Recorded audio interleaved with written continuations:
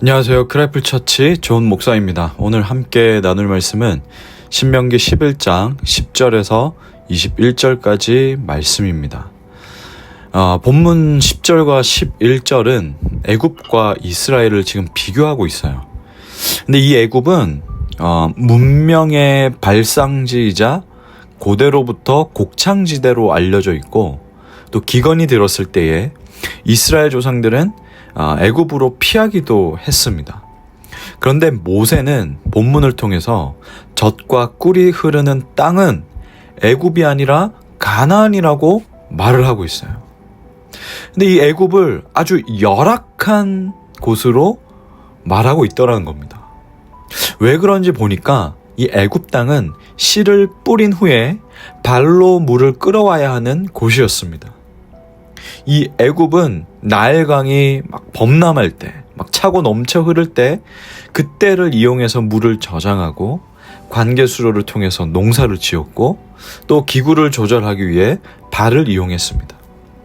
즉 애굽의 물은 사람의 노력으로 얻는 물이라는 거예요. 즉 그 말은 뭐예요?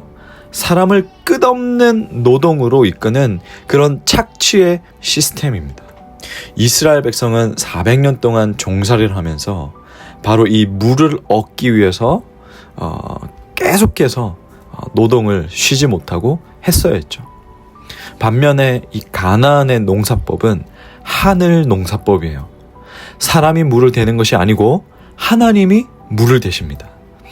그 땅에는 많은 산과 골짜기가 있었기 때문에 하늘에서 비를 내리면 그 산과 골짜기들을 채우고 그 땅은 물을 흡수해서 식물의 뿌리까지 충분한 물을 공급할 수 있었습니다.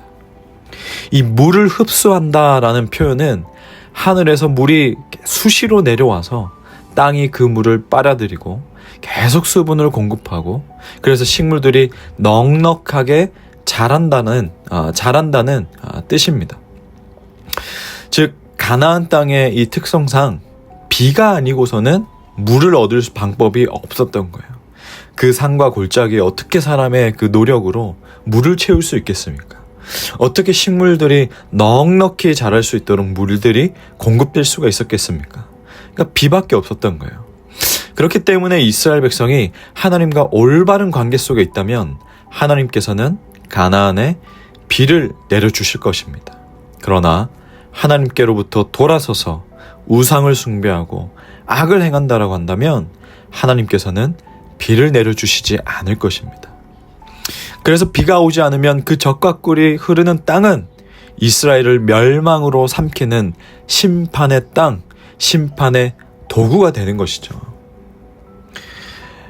한편으로 이 하늘 농사법은 가장 안전한 농사법이지만 동시에 불순종했을 때는 이 가나안 땅이, 젖과 꿀이 흐르는 땅이 광야 같은 죽음의 땅이 될 수 있다라는 경고이기도 합니다.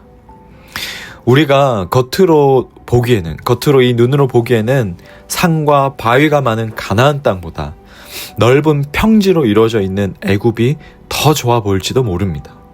그러나 이 애굽은 사람이 물을 대지 않으면 땅을 비옥하게 만들 수 없는 곳이기 때문에 가나안 땅보다 사람의 노동력을 더욱 착취하고 괴롭게 하는 곳입니다.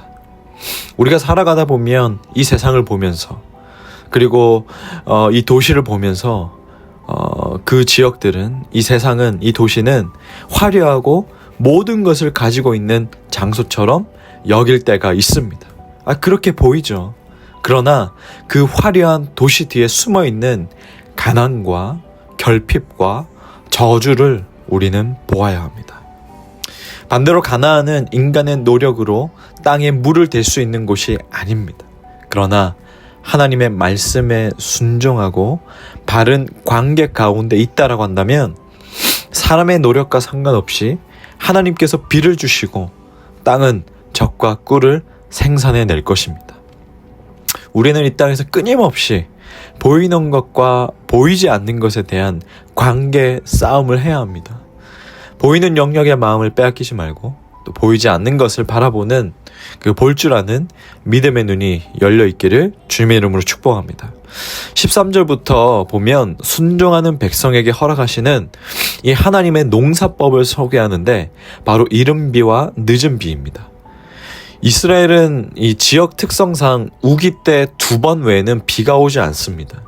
그래서 이 우기에 비가 내려오는 것은 굉장히 매우 중요해요.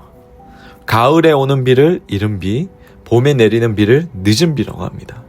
저는 참 하나님께서 복 주셔가지고 이 이른 비와 늦은 비, 이 두 시기 때에 이스라엘을 다녀왔었습니다. 거의 한 10월, 11월쯤, 그리고 거의 마지막 시기인 4월쯤에 이렇게 2차례 제가 이스라엘을 다녀왔는데, 비가 내리는데 사람들이 매우 참 그 독특했던 게 우산을 안 쓰는 거예요. 유대인들이 하나님께서 주시는 비, 축복이라고 해서 그 우산으로 비를 막지 않고 그냥 홀딱 다 젖은 채로 맞으면서 가는 모습들을 봤었습니다. 이 비가 내리는 시점은 농사에서 매우 중요합니다. 파종하는 그 시기에 비가 오지 않으면 그해 농사는 나중에 많은 비가 쏟아져도 흉작을 피할 수가 없습니다. 수확 직전에 충분한 비가 내리지 않으면 이 곡식의 나달이 제대로 차지 않아가지고 흉작이 될 수밖에 없습니다. 이 비는 광야에서 하나님이 공급하셨던 만나와 유사합니다. 하나님께서 이른 비와 늦은 비를 주셔야만이 곡식과 포도 열매와 올리브유를 넉넉히 수확할 수도 있고, 가축들도 들판에 자란 이 많은 풀을 마음껏 뜯을 수가 있었습니다. 여러분, 오늘날 우리의 삶도 우리가 주님의 뜻에 따라 살아갈 때에 우리의 삶 가운데에 이 하나님의 축복에 비가 내린다는 것을 잊지 말아야 합니다. 우리가 어제 주일에도 나눴듯이 모든 생명의 출발선, 시작, 그 근원은 하나님으로부터 온다는 것을 잊지 말아야 합니다. 바라기는 여러분이 오늘도 열매 맺는 자리, 그 열매 맺는 자리에 서 있기를 축복합니다. 그리고 주님께서 주시는 이 복을 주시기를 주님의 이름으로 축복합니다. 아멘. 기도하겠습니다. 하나님 아버지, 정말 먹고 사는 것, 이 모든 것들이 정말 하나님께 달려있음을 다시 고백합니다. 사람의 노력으로 물을 대는 것이 아니고 하나님께서 비를 주셔야만이 물을 가득 채울 수 있는 그 삶, 광야의 만나처럼 여전히 하나님께서 주셔야만이, 공급하셔야만이 살아갈 수 있는 그 삶이 오늘날에도 마찬가지임을 고백합니다. 하나님께서 열어주셔야 되고, 하나님께서 이어주셔야 되고, 하나님께서 보내주셔야만이 우리가 먹고 마실 수 있고 생명을 유지할 수 있음을 고백하며 나아갑니다.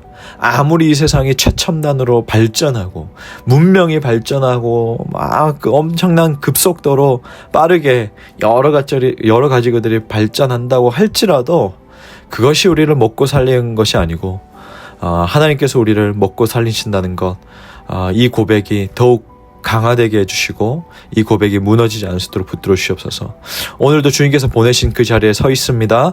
하나님 복 주시기를 원합니다. 지켜주시고 보호해주시고 하나님의 축복의 비로 마음껏 채우는 또 하루가 될 수 있도록 인도하여 주시옵소서. 예수님의 이름으로 기도합니다. 아멘.